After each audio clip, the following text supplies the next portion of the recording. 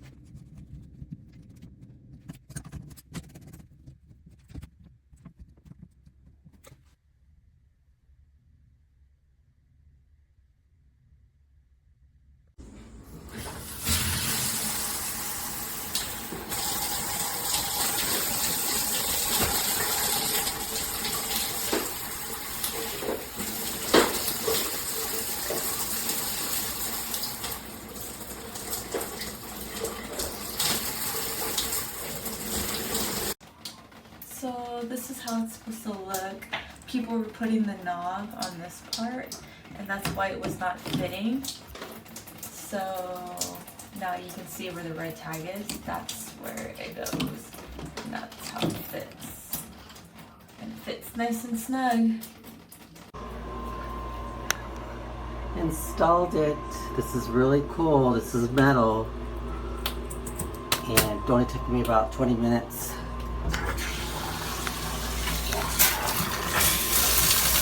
Look at that. Oh, I love it. It's not leaky.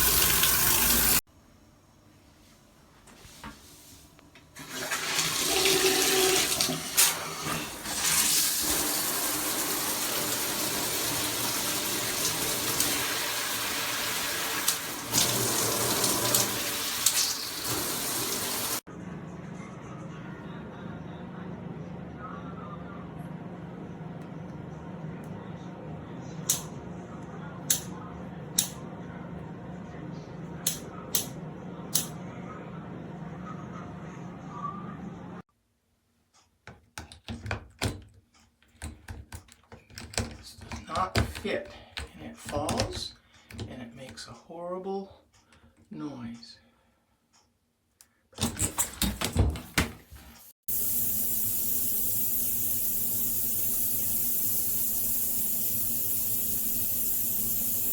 Defect is causing a leak.